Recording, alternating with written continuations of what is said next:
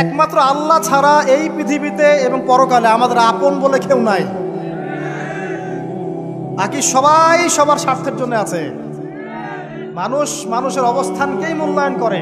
আমরা মারা গেলে পরে 40 দিন তারা আমাদেরকে মনে রাখবে কিনা সন্দেহ আছে। বিশ্বাস করছেন না?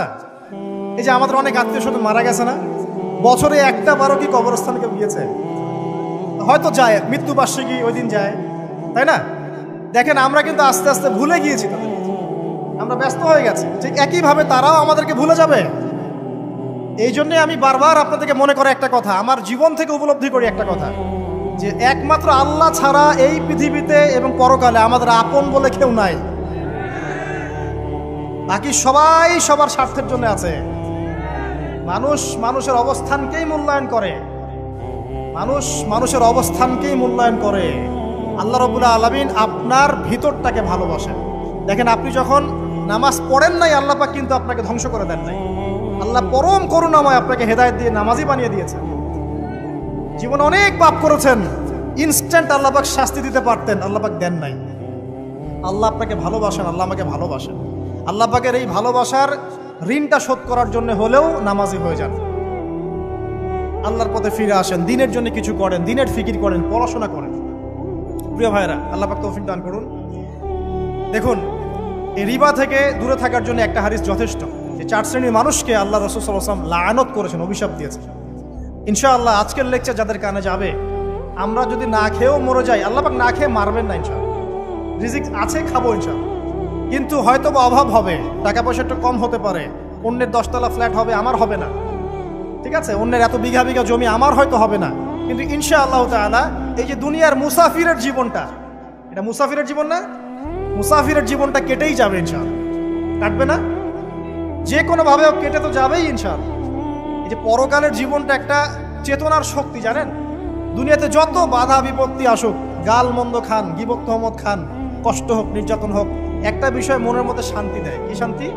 যে এই দুনিয়ার জীবনটা তো আর চিরস্থায়ী নয়, এটা তো আর সারা জীবন থাকবে না। ইনশাআল্লাহ এই অবস্থা আস্তে আস্তে পরিবর্তন হয়ে যাবে। ফাইন্না মাআল উসরি ইউসরা, পরকালে ইনশাআল্লাহ পাবো। দুনিয়াতে না পেলে কি হয়েছে, পরকালে পাবো ইনশাআল্লাহ। যুবক ভাই, এসব জেনা ছেড়ে দেন, আল্লাহ রাব্বুল আলামিন আপনার জন্য হুর রেখেছেন জান্নাত, ইনশাআল্লাহ পাবেন ইনশাআল্লাহ। এটা ছেড়ে দেন, সুদ ছেড়ে দেন, আল্লাহ পাক আপনার জন্য হাউজে কাউসার রাখছে ইনশাআল্লাহ, ঠিক আছে?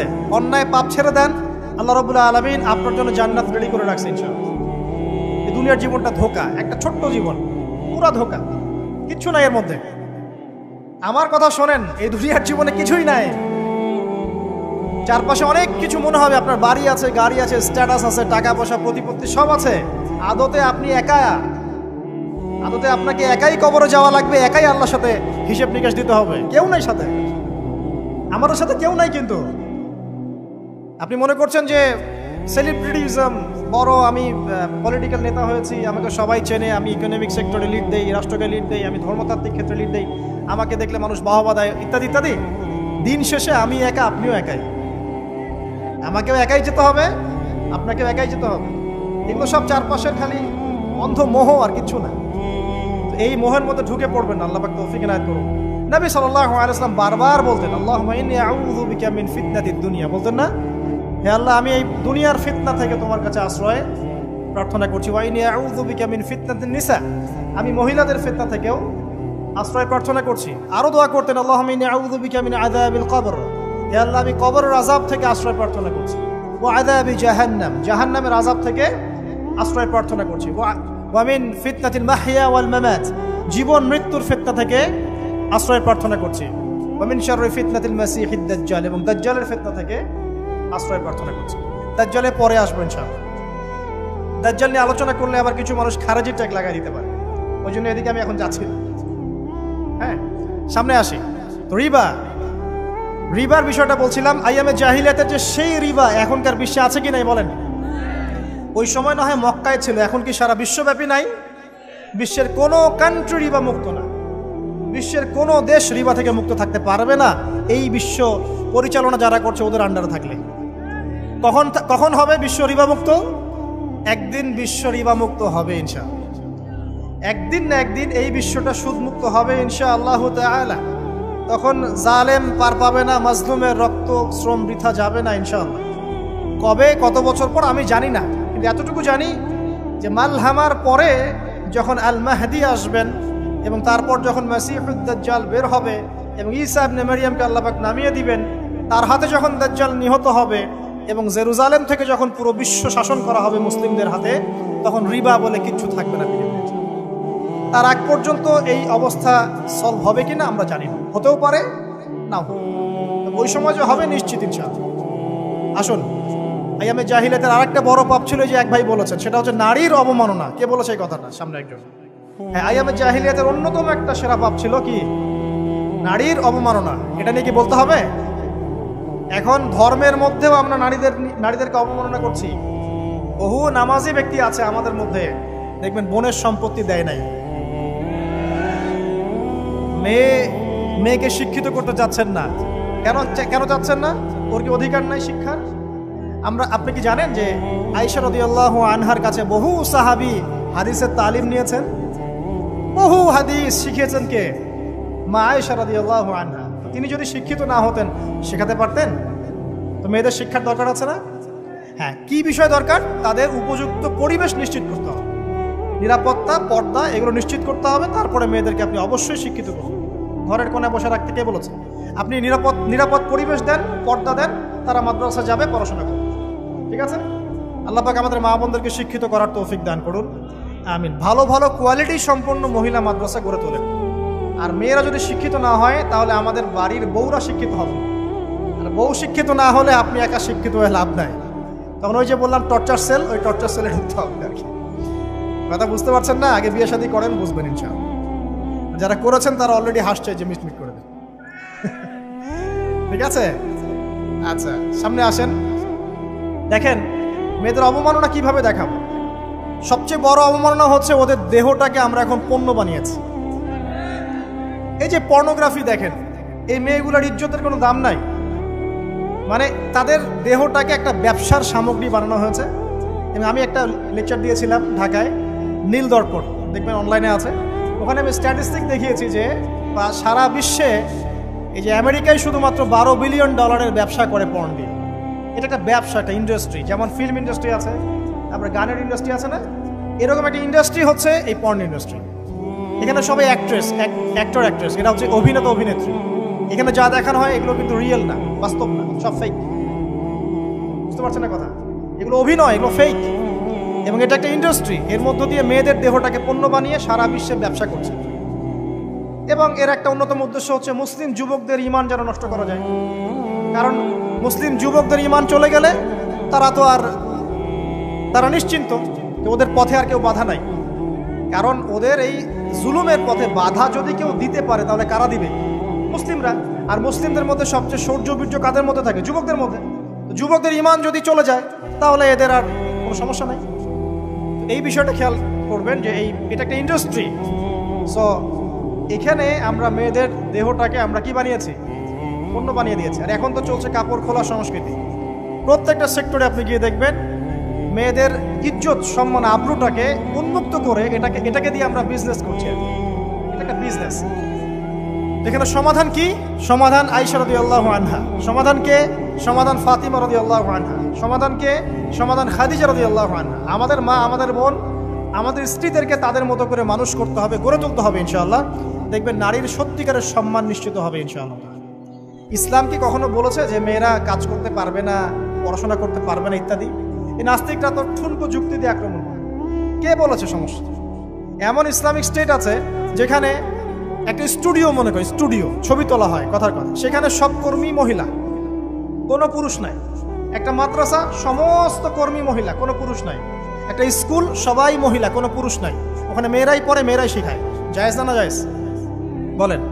একটা নিরাপদ পরিবেশে যদি মেয়েরাই মেয়েদের দায়িত্ব নিয়ে পড়াশোনা করায়, ব্যবসা করে, অন্য কিছু করে, জায়েজ না জায়েজ? তাহলে পরিবেশ নিশ্চিত করাটা হচ্ছে চ্যালেঞ্জ। ইসলাম বলছে না যে আপনি তাকে একদম অজ্ঞ করে রেখে ঘরের কোণে ফেলায় রেখে দেন, তাকে আপনি পড়াশোনাও শেখাবেন না, সম্পত্তির অধিকারও দিবেন না, কিছুই না। এগুলো ইসলাম কখনো বলেনি। বলেছে? আরে বোকা মানুষ! রাসূলুল্লাহ সাল্লাল্লাহু আলাইহি ওয়াসাল্লামের সময় তো মহিলা সাহাবীরা উহুদের যুদ্ধ করেছে। কি শুনলেন? রাসূল সাল্লাল্লাহু আলাইহি ওয়াসাল্লামের সময় মহিলা সাহাবী উহুদের যুদ্ধও করেছে। উহুদের যুদ্ধের নাম শুনেছেন? ওখানে মহিলা সাহাবীও ছিল তীরন্দাজ।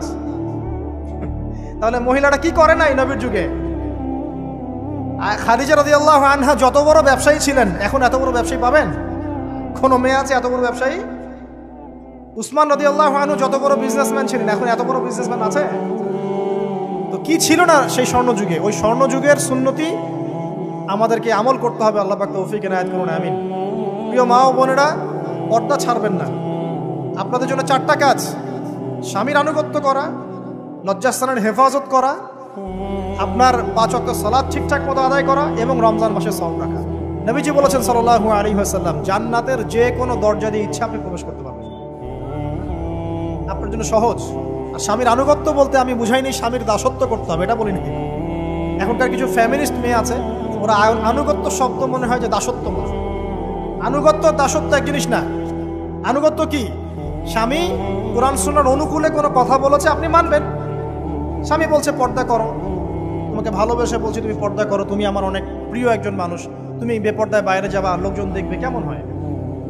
ঠিক আছে, তোমাকে তো আমি বিয়ে করেছি, তুমি আমার মানুষ, তোমাকে দেখবে কেন? ঠিক আছে, তো এখন স্বামী ভালো কথা বলেছে, আপনি শুনলেন, এটা আনুগত্য। আর ওই স্বামী যদি বলে আসো তো আমার কলিগরা এসেছে, ওকে খাবার সার্ভ করতে হবে, আসো খাবারটা পরিবেশন করো, এখন আপনি বেপর্দা হয়ে আপনার স্বামীর কলিগের সামনে খাবার পরিবেশন করতে শুরু করবেন, এটা কি আনুগত্য করতে হবে? এটা তখন আপনি আনুগত্য করবেন না। সিম্পল, কোরআন সুন্নাহর অনুগত কাজে আপনি স্বামীর আনুগত্য করবেন, বিপরীতে গেলে আপনি করবেন না। স্বামীর আনুগত্য মানে স্বামীর দাসত্ব নয়। আর এই হাদিসটা আপনি কেন ভুলে যান যে আল্লাহ রাসূল সাল্লাল্লাহু আলাইহি ওয়াসাল্লাম বলেছেন, আল্লাহ ছাড়া যদি কাউকে সেজদা করা যেত, সম্মান বুঝাচ্ছেন, আল্লাহ ছাড়া যদি কাউকে সেজদা করা জায়েজ হতো, আমি মেয়েদেরকে বলতাম যেন স্বামীকে সেজদা করে। কেন? কারণ আপনাকে রেসপন্সিবিলিটি, আপনার খাবার, আপনার ফুড, আপনার শেল্টার, আপনার মানে পুরো দায় দায়িত্ব নিজের হাড় ভাঙা পরিশ্রম দিয়ে, জীবনের ঝুঁকি নিয়ে স্বামী আপনার জন্য করে। সে আপনার সম্মান পাওয়ার যোগ্য তো? সে কি আপনার সম্মান পাওয়ার যোগ্য নয়? আপনি যদি সম্মানের হক আদায় না করতে পারেন তাহলে আপনি অকৃতজ্ঞ। আর অকৃতজ্ঞ মেয়ে কখনো জান্নাতে যাবে? একটা হাদিসে আছে, বেশিরভাগ মেয়ে জাহান্নামের যাওয়ার অন্যতম কারণ হচ্ছে তারা স্বামীর সাথে কুফরি করে। কি করে? মানে সারা জীবন স্বামী ভালোবেসে যায়, ভরণ পোষণ দিয়ে যায়, সব চাহিদা পূরণ করে যায়, একদিন দেখবেন কথা কাটাকাটি হয়েছে, ওই দিন বলে বসবে যে তোমার কাছে আমি কিচ্ছু পাই না। এই যে কুফরি, এই কারণে তারা জাহান্নামে যেতে পারে বেশি। আল্লাহ হেফাজত করুন। আরেকটা কারণ হচ্ছে যে বেপর্দা। আপনাকে 4টা মূলনীতি ফলো করতে হবে। 1, এমন কোনো পোশাক পরবেন না যে পোশাকটা আটো সাটো, যেটা পরলে আপনার গায়ের কাঠামো বোঝা যায়। এটা বোরখা হলেও পরা যাবে না। আমি কি বুঝাতে পারছি? ডিজিটাল বোরখা দেখেন নাই? দেখছেন? মাশাআল্লাহ। আর কারা কারা দেখছেন? এদিকে চোখ বেশি যায় না? আচ্ছা, এমনি দেখা যায়, চোখ দিতে হয় না, এমনি দেখা যায়। ডিজিটাল বোরখা চলবে না, ডিজিটাল বোরখা চলবে না। আমার মত, এটা আমি মত দিচ্ছি, আমি আল্লাহর রাস্তায় সময় দিয়েছি অনেক দিন, এবং এখানে যে পর্দাটা শেখানো হয় এরকম পর্দা আমি অন্য কোথাও দেখিনি। এত চমৎকার পর্দা শেখানো হয়। কারা কারা সময় লাগিয়েছেন? 3 দিন 7 দিন সময় দিয়েছেন কারা কারা? বেশিরভাগই দেন নাই, সমস্যা নাই, দিতে হবে। আমি বাধ্যতামূলক বলিনি আপনাকে, বলেছি এখানে পর্দা শেখানো হয়, চমৎকার পর্দা শেখানো হয়, যে এখানে চোখটা পর্যন্ত তাদের ঢেকে রাখার তালিম দেওয়া হয়। যাই হোক, যেখানেই শেখেন অ্যাটলিস্ট পর্দাটা শিখলেই হলো। এমন পোশাক হবে না যেই পোশাকটা আটো সাটো, যেটা পরে আপনার গায়ের কাঠামো বোঝা যায়। 2 নম্বরে এমন পোশাক পরা যাবে না যেই পোশাকটা পরলে বাহির থেকে ভিতরের অঙ্গ দেখা যায়। দেখেছেন? দেখেন নাই? দেখছেন হুজুর? আচ্ছা, আপনারা তো সব দেখেন দেখি। তারপরে 3 নাম্বার, এমন পোশাক পরা যাবে না যেটা অমুসলিমদের সাথে সাদৃশ্য আছে। কথা বুঝতে পারছেন? অমুসলিমদের ধর্মীয় বিষয়ের সাথে সাদৃশ্য আছে এমন পোশাক মুসলিম মেয়েদের পরা যাবে না। এর মানে এই নয় যে অন্য ধর্মকে আপনি আক্রমণ করবেন, এটাও নয়। যে যার ধর্ম তাদের স্বাধীনতা মতো পালন করবে। মুসলিমরা বাধা দিবে? দিবে না। মুসলিমরা দাওয়াত দিতে পারে। কি করতে পারে? দাওয়াত দিতে পারে যে ভাই, যে লা ইলাহা ইল্লাল্লাহর কনসেপ্ট আপনাকে বুঝাচ্ছি, আল্লাহ ছাড়া কোনো মাবুদ নাই, মুহাম্মদ সাল্লাল্লাহু আলাইহি ওয়াসাল্লাম সর্বশেষ রাসূল, এই কোরআন পড়ুন, হাদিস পড়ুন, দেখুন এটাই হচ্ছে মানবতার মুক্তির সনদ। এরপর যদি সে ইসলাম কবুল করে আলহামদুলিল্লাহ, যদি না করে এর হিসাব কে দিবে? সে নিজে দিবে। এর হিসাব কি আমাকে দেওয়া লাগবে? দেওয়া লাগবে না। তো অমুসলিমদের সাথে সাদৃশ্য আছে এমন পোশাক চলবে না। আর 4 হচ্ছে পুরুষরা মেয়েদের পোশাক পরতে পারবে না, মেয়েরা পুরুষদের পোশাক পরতে পারবে না। জি, আপনাদেরকেই বলছি, আপনারা জিন্স পরতে পারবেন না, মেয়েদেরকে বলছি, এবং টি শার্ট পরতে পারবেন না। আপনারা ওই যে যা ইচ্ছা তাই ড্রেস পরে বলবেন যে 1000 বছরের সভ্যতা সংস্কৃতি, এসব বাজে কথা চলবে না এখানে। এটা 1000 বছরে কোনোদিনও আমাদের দাদা নানিরা এগুলা কখনো পরে নাই। পড়ছে? আপনার দাদি কখনো ওইরকম পরছিল শাড়ি? তো যে বললো 1000 বছর থেকে পরে আসতেছে নাকি? সুবহানাল্লাহ। তো এখানে বিষয়টা হচ্ছে পুরুষ মেয়ের পোশাক পরতে পারবে না, মেয়ে পুরুষের পোশাক পরতে পারবে না। আমি খুব সংক্ষিপ্ত করে আপনাকে কোরআন সুন্নাহ থেকে 4টা মূলনীতি বলে দিলাম। এই 4টা মূলনীতি কোরআনেও আছে, হাদিসেও আছে। আসেন, এই যে নারীর অবমাননা, এই বিষয়টা আইয়ামে জাহিলিয়াতে যেমন ছিল, এখন দেখবেন আরো বড় পরিসরে এসেছে। আসে নাই? এই যে ফ্যাশন শো, দেহের প্রদর্শনী, বিভিন্ন ফিল্মস দেখবেন, ফিল্ম ইন্ডাস্ট্রিজে দেখবেন, মিউজিকে দেখবেন, পর্নে দেখবেন, মেয়েদের দেহটাকে নিয়ে ব্যবসা করা হচ্ছে। আগে তো না হয় কন্যা সন্তান হলে জীবন্ত পুঁতে ফেলতো নাকি? এখন যদি গর্ভের বাচ্চা মেয়ে জানে, অনেকে আগেই মেরে ফেলে। বুঝেন নাই মনে হয়? অনেকে যদি জানে যে গর্ভে মেয়ে সন্তান আছে, আগেই মেরে ফেলে। এমন অনেক দেশ আছে, আমি নাম বলছি না দেশের সঙ্গত কারণে, যে সেই দেশে এরকম মেয়ে সন্তানকে এই যে খালাস করে ফেলার, নষ্ট করে ফেলার, ভ্রূণ নষ্ট করার আলাদা ক্লিনিক আছে, আলাদা হসপিটাল আছে। বলে নাউজুবিল্লাহ। তো আসলে ওই 1450 বছর আগের মানুষটা বেশি বর্বর ছিল না, আমরা বেশি বর্বর? এই অধিকারের কথা বলে বলে আমরা মেয়েদের দেহটাকে নিয়ে এখন মস্করা করছি, তামাশা করছি। সবচেয়ে সেরা অধিকার কোথায় পাবে? কোরআনে পাবে, হাদিসে পাবে, ইসলামে পাবে। তার পর্দা নিশ্চিত হবে, দেহ সেফ থাকবে, তার ইজ্জত নিশ্চিত হবে, ইজ্জত সেফ থাকবে, তার সম্মান সেফ থাকবে, তাকে রাজরানীর মতো স্বামী বাসায় রাখবে, কারণ সে হচ্ছে তার কাছে সবচেয়ে মূল্যবান প্রিয় বস্তু। শুধু তাই নয়, সম্পত্তির অধিকার তাকে দিতে হবে। একজন মেয়ে তার ভাইয়ের সম্পত্তি পাবে, তার বাবার সম্পত্তি পাবে, তার স্বামীর সম্পত্তি পাবে, সব দিক থেকে সে সম্পত্তি পাবে। আর একজন ছেলে কিন্তু সব দিক থেকে সম্পত্তি পাবে না। এই বিষয়গুলো যখন এক শ্রেণীর মানুষ বোঝে না, তখন ইসলামের বিরুদ্ধে অহেতুক প্রপাগান্ডা চালানো শুরু করে। সবচেয়ে সেরা সম্মান রক্ষার উদাহরণ দেয়া হয়েছে ইসলামে, কোরআনে এবং হাদিসে। এই কথাটা আপনাদের মা বোনদেরকে বুঝাবেন, তবে নম্রতার সাথে বুঝাবেন, কারণ উচ্চবাচ্য করলে তারা কথা শুনবে। আল্লাহ রাসূল সাল্লাল্লাহু আলাইহি ওয়াসাল্লাম বলেছেন, কিছুটা বাঁকা হাত দিয়ে তাদেরকে তৈরি করা হয়েছে। যদি আপনি শক্ত করে চাপ দিতে যান তাহলে ভেঙে যাবে, আর যদি আপনি ওই অবস্থায় ছেড়ে দেন তাহলে বাঁকাই থেকে যাবে। এখানে আপনাকে হিকমা অবলম্বন করতে হবে। আল্লাহ পাক তৌফিক দান করুন। একটা বিষয় বলছিলাম, ওই যে শিরকের পাপ এখন গ্লোবালাইজেশন হয়েছে না, ওই সুদের পাপ এখন গ্লোবালাইজেশন হয়েছে না। গ্লোবালাইজেশন বোঝেন? মানে বিশ্বায়ন, পুরো বিশ্বে ছড়িয়ে পড়েছে না। আর একটা হচ্ছে এই যে মেয়েদের অবমাননা, এটা সারা বিশ্বে ছড়িয়ে পড়ে নাই? আচ্ছা, আর দুটা বলবো, এরপর বলে আমি শেষের দিকে যাচ্ছি। আচ্ছা, একটা হচ্ছে মাদক। আইয়ামে জাহিলিয়াতের অন্যতম সেরা পাপ ছিল কি? মাদক। ওই যে বলছেন জাহিলি যুগ, কেন বলছেন জাহিলি যুগ? বিকজ ওইখানে মাদক খেত মানুষ বেশি। এখন বলেন, ওখানে না হয় মক্কায় মাদক খেত মানুষ, এখন সারা বিশ্বে মাদক ছড়িয়ে পড়ে নাই? বেশি না কম? এখন এই যে নতুন নতুন মাদক আসছে, ইয়াবা, আরো নাকি কি কি আসছে নতুন নতুন, আমরা নামও জানি না। এই যে গাজার নাম জানি, ফেন্সিডিলের নাম জানি, আর কি কি আছে? হিরোইন বলেন, আর দু একটা, আফিম, আর কি আছে? হ্যাঁ, রেন্ডি। সুবহানাল্লাহ, এই নামও কখনো শুনি নাই আমি। আচ্ছা শোনেন, বিষয়টা হচ্ছে, দেখুন এই বিষয়টা কি হালাল না হারাম? আচ্ছা, এটাকে যদি আমরা হালাল করে নেই তাহলে কি হবে? কুফরি হবে না শিরক হবে? শিরক কুফর দুটোই হচ্ছে। কিন্তু এখন মক্কার কিছু মানুষ মাদক খেয়েছে বুঝলাম, আল্লাহ রাব্বুল আলামিন ধাপে ধাপে এখান থেকে বের করেছেন। প্রথমে বলেছেন মদ খেয়ে নামাজের ধার কাছে যেও না। হ্যাঁ, তারপরে বলেছেন এই যে মাদকে কিছুটা উপকার আছে কিন্তু বেশি ক্ষতি। তারপর বলেছেন খেয়ে নামাজের কাছে যেও না। তারপর ধাপে ধাপে শেষের দিকে এসে আল্লাহ পাক বলেছেন যে এটাকে ছেড়ে দাও। সূরা মাইদায় পড়ে দেখেন, এটা শয়তানের কাজ। তখন সাহাবায়ে কেরাম রাদিয়াল্লাহু আনহুম পুরোপুরি মাদক থেকে নিজেদেরকে মুক্ত করলেন। এরপরে কি কখনো তারা মাদক ছুঁয়েও দেখেছেন? বরং মাদকদ্রব্য সেবন করলে 40টা লাঠি বেত্রাঘাত করতে হয় ইসলামিক শাস্তি। কয়টা লাঠি? আর উমর রাদিয়াল্লাহু আনহুর সময়ে 40 লাঠিকে বাড়িয়ে 80 লাঠি করা হয়েছে। কত লাঠি? 80 লাঠি। কিন্তু আরো একটা পাপের শাস্তি আছে, বলবো? অপবাদ, এখন যেটা বেশি দেওয়া হয়, অপবাদ, মিথ্যা অপবাদ, সতী সাদী নারীর উপরে মিথ্যা অপবাদ, এর শাস্তি হচ্ছে 80 লাঠি। আবার 100 লাঠির শাস্তি আছে, 100 লাঠি। এটা কিসের জানেন? জিনা। জিনা এই যে যারা করছেন, এর শাস্তি হচ্ছে 100 লাঠি। তাও জনসমক্ষে দিতে হবে, গোপনে না। আর 1 বছরের জন্য এলাকা ছাড়া করতে হবে। রজম একটা শাস্তি আছে, রজম।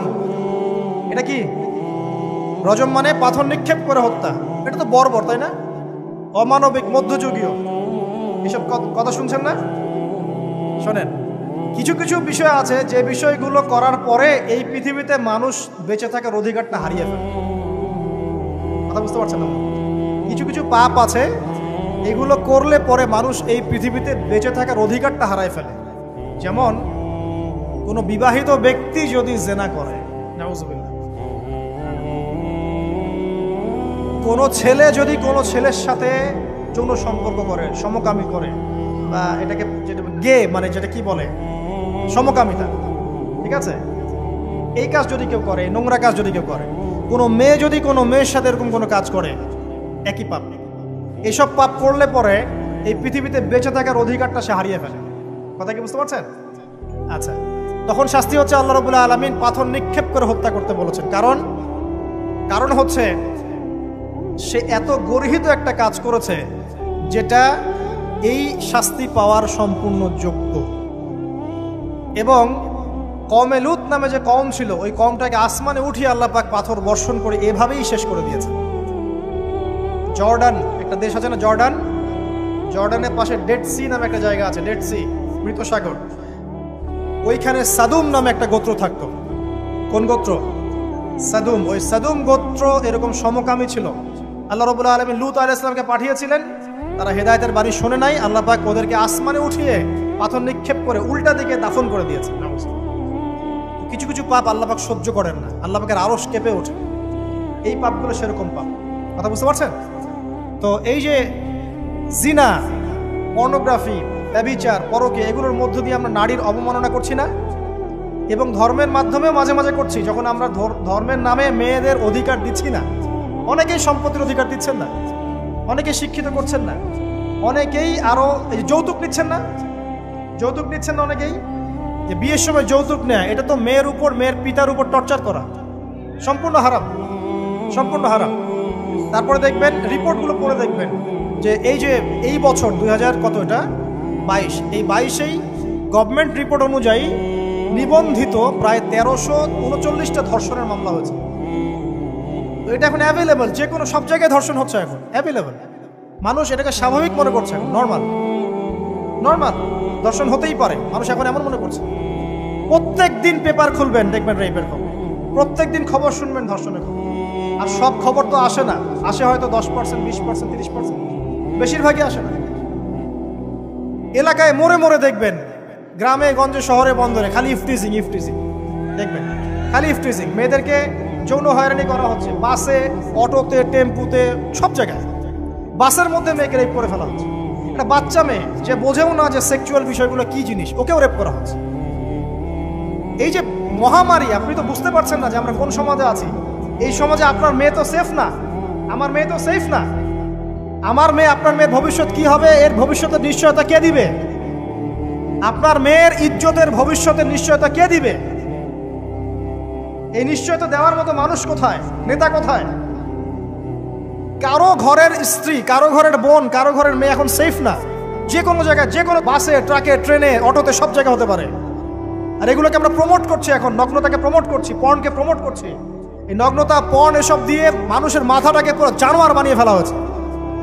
পর্ন দেখাতে দেখাতে ছেলেদের মাথাটাকে জানোয়ার, পশু বানিয়ে ফেলা হয়েছে। এরা এখন বোঝে না যে মেয়ে কি জিনিস, মা কি জিনিস, বোন কি জিনিস, তাও বোঝে না। ভাই বোনের সাথে জেনা করেছে, চাচাতো বোন চাচাতো ভাইয়ের সাথে জেনা করছে, চাচাতো ভাই ফুফাতো বোনের সাথে জেনা করছে। রংপুরের খবর শুনলাম যে মায়ের সাথে ছেলেও জেনা করেছে। না, এগুলো কেন হচ্ছে? এই মহামারী কেন হচ্ছে? কি সমাধান দিবে? সমাধান ইসলামে ছিল, আমরা নেই নাই। সমাধান হচ্ছে, প্রথম সমাধান অশ্লীলতার মহামারী বন্ধ করতে হবে, পর্দা নিশ্চিত করতে হবে, পর্নোগ্রাফির সমস্ত সাইটগুলো বন্ধ করে ফেলতে হবে। আজকের নিউজ দেখেছি আমি, এটা আমি ধন্যবাদ জানাই বাংলাদেশ গভর্নমেন্টের যে তথ্য প্রযুক্তির যে সেন্টার আছে, প্রায় 26,000 পর্ন সাইট তারা বন্ধ করে দিয়েছে, আলহামদুলিল্লাহ। তো কথা বললে তো কাজ হবে, কথা না বললে কাজ হবে কিভাবে? 26,000 পর্ন সাইট তারা বন্ধ করে দিয়েছে। যখন সমাজের মানুষ পর্ন দেখতে দেখতে পশু হয়ে গেছে, আপনি বাইরে এই যে আলখাল্লা টুপি দাঁড়িয়ে পরে ঘুরলে লাভ আছে? ভিতর থেকে তো আপনি পশু। দেখবেন মসজিদ ইমাম সাহেব নামাজ পড়তে এসেছে, বাসায় পর্ন দেখে আসছে, নামাজে কোনো মনোযোগ নাই। দেখবেন টাপাটাপ নামাজ পড়ছে, কোনো মনোযোগই নাই, পর্ন দেখে। ইমানের আলোচনা করবেন, খুব লাফালাফি করলো, 2 দিন পর দেখবেন কোনো খবর নাই, পর্ন দেখতে দেখতে ভিতরটা শেষ, ড্যামেজ। পর্নোগ্রাফিতে যে একবার আসক্ত হয়েছে, তার মধ্যে ইমানের কোনো তেজই থাকবে না, কোনো তেজ থাকবে না। এখন আলেম জালেম সবার ফোনে ফোনে দেখবেন পর্ন চলে আসতেছে, কেউ দেখতে না চাইলেও তাকে দেখতে বাধ্য করা হচ্ছে। ফেসবুকে ঢুকবেন, নগ্ন দৃশ্য। এই নগ্নতা দিয়ে, এই পর্নোগ্রাফি দিয়ে, এই যে মিডিয়ার মধ্যে দিয়ে প্রমোটিংটা দিয়ে ব্যভিচার ছড়িয়ে দেয়া, জেনা ছড়িয়ে দেয়া, অশ্লীলতা ছড়িয়ে দেয়া, পরকীয়া ছড়িয়ে দেয়, এর মধ্য দিয়ে নারীর সম্মান, দেহ, ইজ্জতকে আমরা এখন রাস্তার সাথে মিশিয়ে দিয়েছি। কিসের অধিকারের কথা বলছে? কিসের নারী অধিকারের কথা বলছে? খালি ডিগ্রি সার্টিফিকেট অর্জন করতে পারলেই অধিকার হয়? আমার তো ইজ্জতই ঠিক থাকলো না, আমার অধিকার কোথায় থাকলো? একটা সার্টিফিকেট অর্জন করার জন্য কলেজের মেয়েদেরকে বড় বড় নেতার বেডরুমে ঢুকানো হচ্ছে, দেখেন নাই? তো একটা সার্টিফিকেট অর্জন করতেই হবে আমাকে, নিজের ইজ্জত বিক্রি করে দিয়ে হলেও আমার সার্টিফিকেট অর্জন করতেই হবে। লাথি মারি এসব পড়াশোনার পিছনে, দরকার নেই আমার পড়াশোনা। পড়ছে বাসায়, এলাকায় এলাকায় মহিলা মাদ্রাসা করেন, মাদ্রাসায় মেয়েদেরকে পড়ান। আমি খুব দুঃখের সাথে বলছি, অনেক মাদ্রাসাতেও এরকম ঘটনা কিন্তু ঘটেছে না?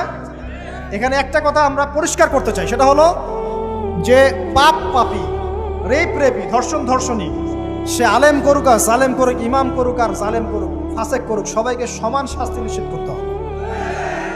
আর শাস্তি হবে দৃষ্টান্তমূলক, যেন আরো 10 জন দেখে শিক্ষা নেয়। ওই যে ইসলামে আছে না হাত কেটে ফেলা, কি কারণে বলেন তো? কারণ সবাই যখন দেখবে এই যে খুঁটির সাথে বেঁধে একটা চোরের হাত কেটে ফেলা হয়েছে, এলাকার সব মানুষ দেখেছে, চুরি বাড়বে না কমবে? নিশ্চিত চুরি কমে যাবে ইনশাআল্লাহ। তো এই যে নারীর অবমাননার ওই যুগের চেয়ে এই যুগে বেশি না কম? আপনি ভালো করে আল্লাহর নূর দিয়ে দেখেন। আমি প্রথমে বলেছি, শুধু বাইরের চোখ দিয়ে দেখলে সব বুঝতে পারবেন না। আল্লাহ পাকে নূর দিয়ে দেখেন, কোরআন সুন্নাহর গভীর জ্ঞান দিয়ে দেখেন, দেখবেন ওই জাহিলিয়াতের চেয়ে 1000 গুণ বেশি জাহিলিয়াত এখনকার বিশ্বে চলছে। আল্লাহ পাক আমাদের মা বোনদের ইজ্জত হেফাজত করুন, তাদের সম্মান হেফাজত করুন। আমরা দোয়া করি আল্লাহ পাক তাদেরকে উচ্চশিক্ষায় শিক্ষিত করুন, নিরাপত্তা নিশ্চিত করুন। কেউ যদি ওদের দিকে খারাপ চোখ তুলে তাকায়, আল্লাহ পাক সেই চোখকে যেন ধ্বংস করে দেন। আল্লাহ পাক তাদের ইজ্জতের প্রতি যদি কেউ খারাপভাবে হাত বাড়ায়, তাদের শাস্তি যেন নিশ্চিত করার তৌফিক আল্লাহ পাক আমাদেরকে দান করেন। আল্লাহ পাক আমাদের মা বোনদেরকে মহামূল্যবান মনে করে আমাদেরকে হেফাজত করার তৌফিক দান করুন, আমিন। আর তাদেরকে যারা নগ্ন করতে চায়, আল্লাহ পাক এদেরকে ধ্বংস করে ছেড়ে দিন, আমিন। আল্লাহ পাক বলেছেন, যারা চায় মুমিন মুসলিমদের সমাজে অশ্লীলতা ছড়িয়ে পড়ুক, দুনিয়া এবং আখিরাত উভয় জাহানে আল্লাহ পাক এদেরকে ধ্বংস করুন। আরেকটা বলে শেষ করি, সেটা হলো, কয়টা বলেছি ভাই জাহিলিয়াত? ইমাম মুহাম্মদ বিন আব্দুল ওয়াহাব রাহিমাহুল্লাহ, তার একটা বইয়ের মধ্যে 1000টা জাহিলিয়াত আছে। আমি 5টা বাছাই করেছি। কয়টা? 5টা। কয়টা বলেছি? 4টা। এক হচ্ছে কি বলেছিলাম? শিরক, আছে না নাই? রিবা এখন আছে না নাই? 3 নাম্বার কি ছিল? মাদক। আর 4 নাম্বার নারীর অবমাননা। মাদক তো বুঝলেন, এটা তো আমার চেয়ে আপনারা ভালো বুঝেন, মাদক সব জায়গায় আছে। একটা কথা বলি, দেখুন মাদক নিয়ে একটা কথা বলি, শুনুন। আপনাদের কি কখনো গায়ে কখনো ফোড়া হয়েছে? কার কার গায়ে ফোড়া হয়েছে বলি? আব্দুল, আচ্ছা, কেমন ব্যথা? ফোড়া ফেটে গেলে কি বের হয়? রক্ত আর পুঁজ বের হয়, তাই তো? তো নবী সাল্লাল্লাহু আলাইহি ওয়াসাল্লামকে সাহাবীরা পরে জিজ্ঞাসা করলেন, ইয়া রাসূলুল্লাহ, কোন পাপের কারণে তাদেরকে এই শাস্তি দেওয়া হচ্ছে? নবী করিম সাল্লাল্লাহু আলাইহি ওয়াসাল্লাম বললেন, তাদেরকে এই শাস্তি দেওয়া হচ্ছে একটা পাপের কারণে, সেটা হলো মাদক দ্রব্য সেবন করা। আর ওই পানীয়টার নামও নবীজি বলে গেলেন, তার নাম হচ্ছে তিনাতুল খাবাল। কি নাম? তিনাতুল খাবাল। এই তিনাতুল খাবাল মানে জাহান্নামীদের রক্ত এবং পুঁজ। এটা খেতে দেয়া হচ্ছে মাদকদ্রব্য সেবনকারীদের জন্য। আল্লাহ রাসূল সাল্লাল্লাহু আলাইহি ওয়াসাল্লাম বলেছেন, কোনো ব্যক্তি যদি মাদক সেবন করে তার 40 দিনের নামাজ কবুল হবে না। সে যদি আবার তওবা করে ফিরে আসে, আল্লাহ পাক মাফ করে দিবেন ইনশাআল্লাহ। যদি আবারও মাদক খায়, আবার 40 দিনের নামাজ কবুল হবে না। তারপর যদি আবার তওবা করে, আবার আল্লাহ মাফ করে দিবেন ইনশাআল্লাহ। তারপর যদি আবার মাদক খায়, আবার 40 দিনের নামাজ কবুল হবে না। তারপর যদি আবার তওবা করে, আবার আল্লাহ মাফ করে দেবেন। তারপরে যদি আবার মাদক খায়, তখন আল্লাহ রাব্বুল আলামিন তাকে তিনাতুল খাবাল পান করান। প্রিয় ভাইরা, আপনারা মুসলিম না? আমরা মুসলিম না? মুসলিম যুবকদের সবচেয়ে সেরা অস্ত্র হচ্ছে ঈমান এবং নৈতিকতা। অন্যরা জাহিলিয়াতের স্রোতে ভেসে যাক, মুসলিম তরুণরা কখনো জাহিলিয়াতে যাবে না ইনশাআল্লাহ। আমার সাথে ওয়াদা করেন যে কোনো প্রকার মাদক দ্রব্যের সাথে সংশ্লিষ্ট থাকবেন না। একটা সিগারেটেও কখনো টান দিবেন না। কারণ সিগারেটটা কি? সিগারেট আপনাকে আস্তে আস্তে অন্য মাদকের দিকে নিয়ে যাবে। সিগারেট খাওয়া শিখেছিস, এখন গাঁজাও খা। গাঁজা খাওয়া শিখলে এখন ওটা খা, এই করতে থাকে। এক পর্যায়ে আপনি এখান থেকে আর বের হতে পারবেন। এখানে আপনার দেহের ক্ষতি, আপনার মস্তিষ্কের ক্ষতি, আপনার পরিবারের ক্ষতি। এমন আপনি যদি পরবর্তীতে গিয়ে পরিবার গঠন করতে চান, আপনি সুখী পরিবারও গঠন করতে পারবেন না, কারণ ভিতর থেকে আপনি নিজেকে শেষ করে ফেলছেন।